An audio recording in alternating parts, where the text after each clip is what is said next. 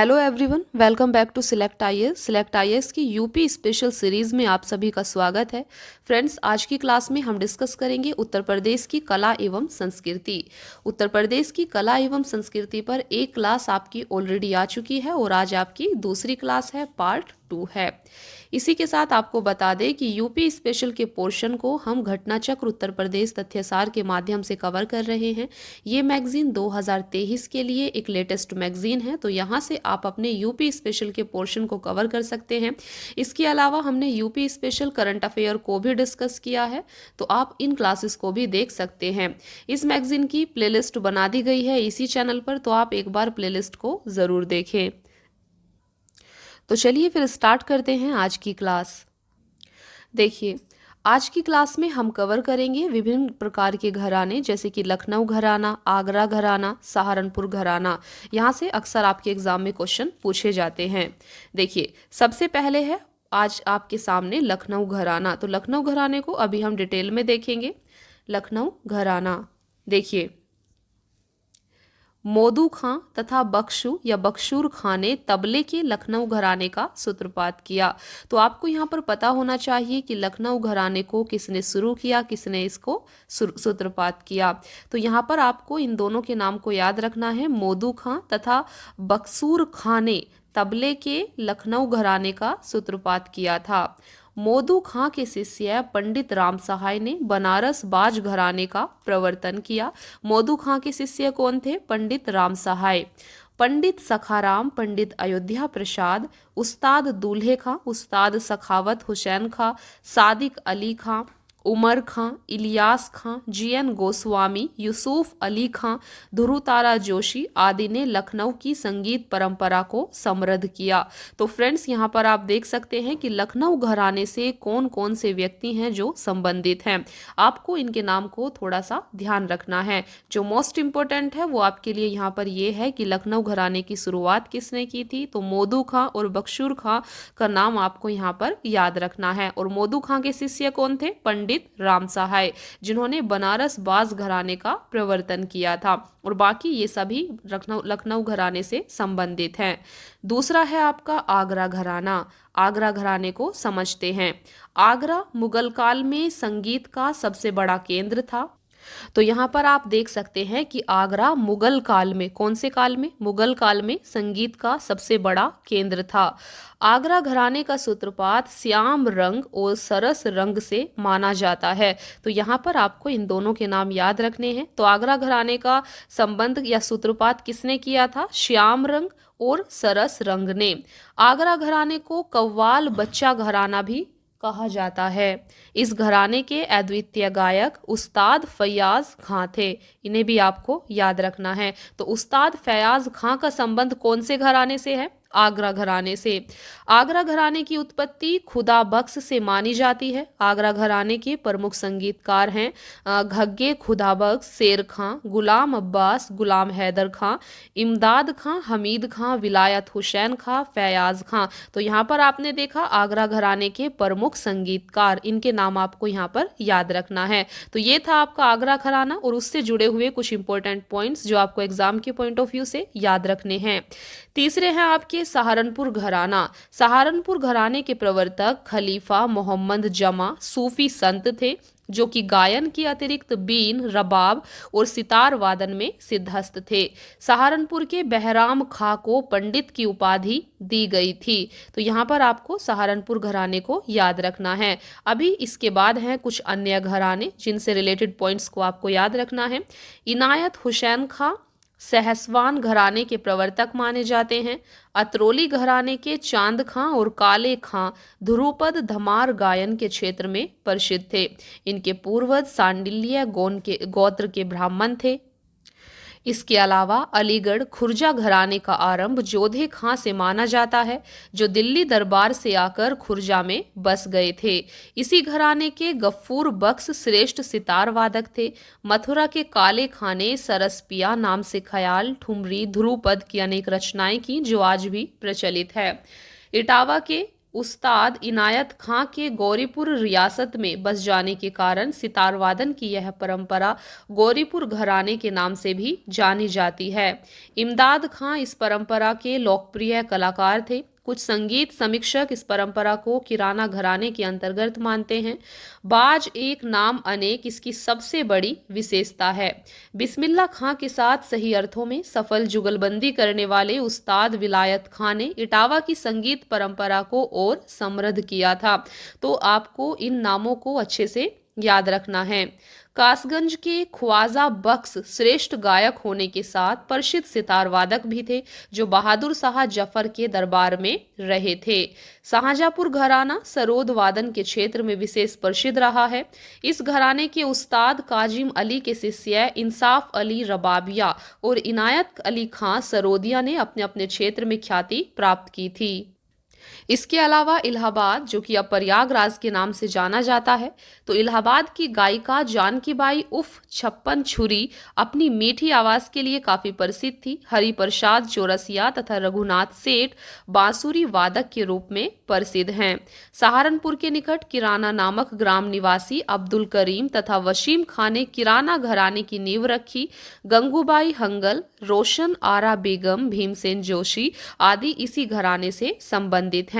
इसके अलावा किराना घराने के हबीब खां की शिष्या मुनीर खातून बेगम देश विदेश में काफी लोकप्रिय थी। लोकगीतों के संदर्भ में बुंदेलखंड में इसूरी का फाग, आल्हा, ब्रज की होली, रास नृत्य, मिर्जापुर बनारस की कजरी, बिरहा, कानपुर में श्री कृष्ण पहलवान एवं हाथरस में पंडित नत्थाराम शर्मा की नौटंकी परंपरा आदि काफी लोकप्रिय रही हैं। उत्तर प्रदेश की संगीत परंपराएं अन्य प्रदेशों की संगीत परंपराओं का भी स्रोत रही हैं। बंगाल के गौरीपुर घराने का मूल स्रोत इटावा की संगीत परंपरा थी। लखनऊ परंपरा के जनक गुलाम रसूल के प्रपौत्र नत्थन पीर बख्श ने मध्य प्रदेश के ग्वालियर घराने का सूत्रपात किया था। तो फ्रेंड्स, यहाँ पर आपको ये चीज़ ज़रूर याद रखनी है कि कौन से घराने से कौन संबंधित है, किसने उसे शुरू किया था। इसके अलावा मुरादाबाद के छज्जू खां, नज़ीर खां तथा खादिम हुसैन खां ने बम्बई के भिंडी बाजार घराने की लोकप्रिय गायिका परंपरा की शुरुआत की। लता मंगेशकर ने इसी घराने के अमान अली खां से संगीत की शिक्षा प्राप्त की थी।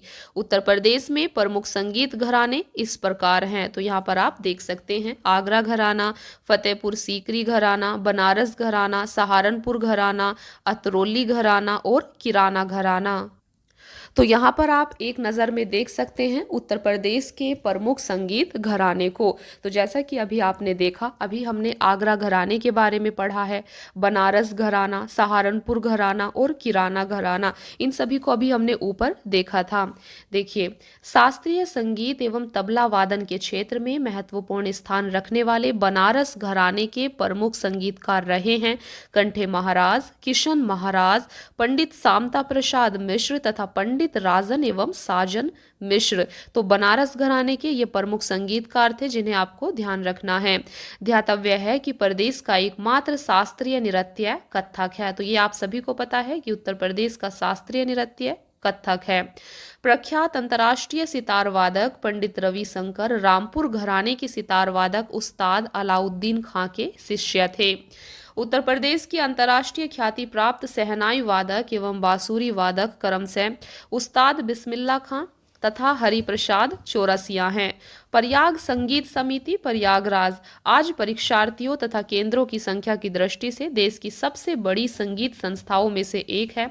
1926 में प्रयाग संगीत समिति की स्थापना में देशराज मेजर रणजीत सिंह, बैजनाथ सहाय तथा सत्यानंद जोशी का विशेष योगदान था।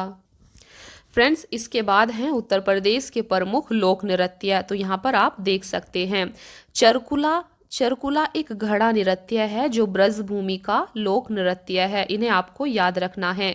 चरकुला नृत्य सिर पर रथ के पहिए पर कई घड़ों को रखकर किया जाता है। तो यहाँ पर आप चरकुला नृत्य के बारे में देख सकते हैं। ये प्रमुख लोक नृत्य हैं, उनसे संबंधित क्षेत्र हैं जिन्हें आपको याद कर लेना है।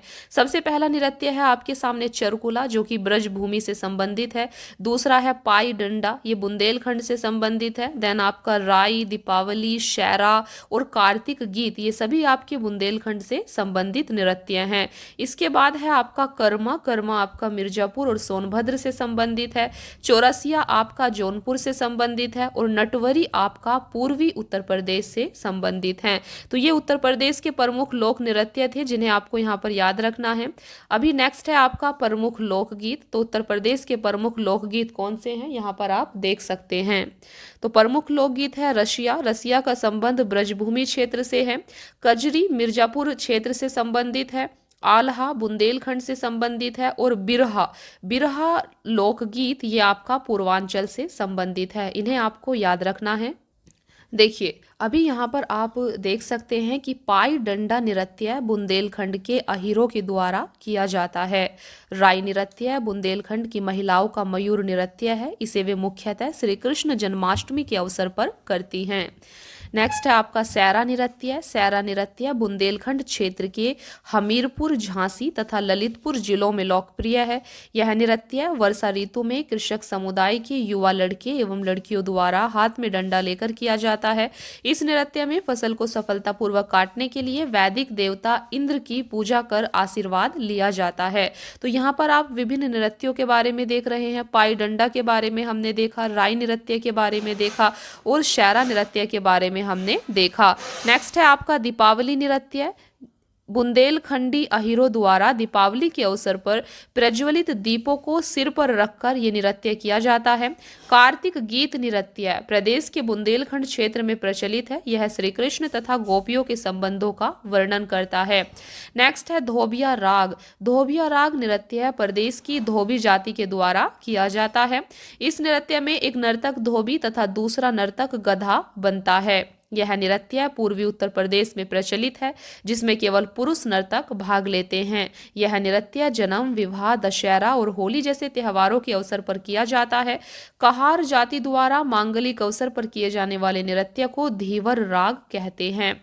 संगीत तथा नक्कारे की लय पर खेल मुद्राओं द्वारा किए जाने वाले नृत्य को नटवरी नृत्य कहते हैं। नटवरी नृत्य पूर्वी उत्तर प्रदेश के अहीरों द्वारा मुख्यतः जन्माष्टमी और होली पर नटवर भगवान कृष्ण के सम्मान में किया जाता है। नेक्स्ट है आपका चौरसिया नृत्य। तो चौरसिया नृत्य उत्तर प्रदेश के जौनपुर जिले में कहारों द्वारा किया जाने वाला नृत्य है। कर्मा नृत्य उत्तर प्रदेश के मिर्जापुर और सोनभद्र जिलों में खरवार एवं कोल जनजातियों के स्त्री एवं पुरुषों द्वारा संयुक्त रूप से किया जाने वाला नृत्य है। उत्तर प्रदेश में सबसे प्रचलित लोक नृत्य नौटंकी है। हाथरसी तथा कानपुरी नाट्य शैलियों में संवाद एवं गायन के प्रस्तुतिकरण को नौटंकी कहते हैं। उत्तर प्रदेश में नौटंकी रामलीला का आयोजन सितंबर और अक्टूबर मास में नवरात्रि के समय किया जाता है। रामलीला में भगवान राम के जीवन की घटनाओं का मंचन किया जाता है। राहुला लोक नाट्य में शिक्षाप्रद लोक कथनों, कहावतों, शिक्षाओं का मंचन किया जाता है। यह बुंदेलखंड का लोक नाट्य है। नृत्य की कथक शैली उत्तर प्रदेश की देन है। कथक नृत्य शैली को अवध के अंतिम नवाब वाजिद अली शाह ने प्रोत्साहित किया था। बिरहा, चैती, ढोला, कजरी, रसिया, आल्हा, पूरन भगत और भ्रतहरी उत्तर प्रदेश के प्रमुख लोकगीत हैं जिन्हें आपको याद रखना है। तो फ्रेंड्स यहाँ पर हम टू द पॉइंट चीज़ों को डिस्कस कर रहे हैं जो आपके एग्जाम से रिलेवेंट है। देखिए इसके बाद है आपका रसिया। रसिया लोकगीत उत्तर प्रदेश के ब्रजभूमि क्षेत्र की गायन परंपरा है। इसका संबंध भगवान कृष्ण की उपासना के विभिन्न तरीकों से है। चैता लोकगीत प्रमुखतः फागुन पूर्णिमा से चैत्र पूर्णिमा के दौरान गाए जाते हैं जिसमें प्रेम की अभिव्यक्ति की जाती है। कजरी लोकगीत प्रमुखतः सावन महीने में महिलाओं द्वारा गाया जाता है। यह मिर्जापुर क्षेत्र में लोकप्रिय है। इसके अलावा आल्हा लोकगीत में आल्हा उदल की वीरता का वर्णन किया जाता है। 7 स्वरों के बारे में उल्लेख पौराणिक ग्रंथ महाभारत में मिलता है। इसके बाद पाणिनि रचित अष्टाध्यायी में भी 7 स्वरों का वर्णन मिलता है। बनेठी उत्तर प्रदेश की एक कला है जिसका उद्भव पृष्ठभूमि हिंदू, मुस्लिम एवं सिख धर्म में पाई जाती है। इस कला का अभ्यास तलवारबाजी में निपुणता हेतु किया जाता है। इस कला में जलती हुई रस्सी या लाठी को चक्राकार घुमाया जाता है। वर्तमान में इस कला के बहुत कम जानकार रह गए हैं। उत्तर प्रदेश में प्रतिवर्ष लगभग 2250 मेले आयोजित किए जाते हैं। सर्वाधिक मेले Mathura, Kanpur, Hamirpur, then Jhansi, then Agra, then Fatehpur में होते हैं। तो आप देख सकते हैं कि सर्वाधिक मेले मथुरा में लगते हैं। उत्तर प्रदेश पर्यटन विभाग द्वारा प्रतिवर्ष लखनऊ, आगरा तथा वाराणसी नगरों में महोत्सव का आयोजन किया जाता है। मुगलकालीन वैभव के दृश्य आगरा के ताज महोत्सव का प्रमुख आकर्षण है। हिंदू मुस्लिम एकता के प्रतीक सुलहकुल उत्सव का आयोजन आगरा में किया जाता है। ये आपके एग्जाम के पॉइंट ऑफ व्यू से मोस्ट इंपोर्टेंट है, सुलहकुल उत्सव। यहाँ से क्वेश्चन कई बार आपके एग्जाम में पूछा गया है कि सुलहकुल उत्सव क्या है, इसका आयोजन कहाँ किया जाता है। तो आपको बता दें कि सुलहकुल उत्सव का आयोजन आगरा में किया जाता है और ये क्या है, यह हिंदू मुस्लिम एकता का प्रतीक है। उत्तर प्रदेश में होली पर्व के अवसर पर लठमार होली का आयोजन बरसाना में किया जाता है। अयोध्या परिक्रमा का आयोजन राम जन्मभूमि अयोध्या में किया जाता है।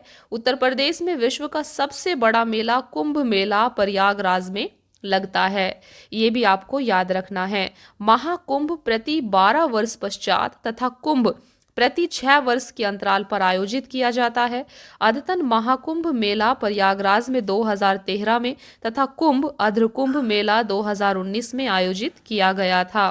उत्तर प्रदेश में सबसे कम मेले पीलीभीत जिले में लगते हैं। ददरी के पशु मेले का आयोजन बलिया में किया जाता है। जैन धर्मानुयायियों द्वारा मुख्य पर्व महावीर जयंती मनाई जाती है। इसके अलावा बुद्ध पूर्णिमा बौद्ध धर्म के अनुयायियों का प्रमुख पर्व है। प्रदेश में इस्लाम धर्म के अनुयायियों द्वारा मनाए जाने वाले प्रमुख पर्व इस प्रकार हैं: रमजान, ईद उल जहा, ईद उल फितर, 12 वफात, सब ए बारात। तो ये इस्लाम धर्म के अनुयायियों द्वारा मनाए जाने वाले प्रमुख पर्व हैं। इसके अलावा उत्तर प्रदेश में ईसाई धर्म के अनुयायियों द्वारा मनाए जाने वाले प्रमुख पर्व इस प्रकार हैं: नववर्ष दिवस, good Friday, Easter and Christmas. तो ये ईसाई धर्म के अनुयायियों के द्वारा मनाए जाने वाले प्रमुख पर्व हैं। फ्रेंड्स, आज की क्लास में हमने डिस्कस किया उत्तर प्रदेश का art and culture, Uttar Pradesh की कला एवं संस्कृति। ये आपका पार्ट 2 था। अभी थोड़ा सा आर्ट एंड कल्चर आपका बचा हुआ है जिसे हम नेक्स्ट क्लास में डिस्कस करेंगे। आज की क्लास में इतना ही, मिलते हैं फिर नेक्स्ट क्लास में। Thank you so much friends for watching the class. Keep watching. Please like, share and subscribe. Thank you.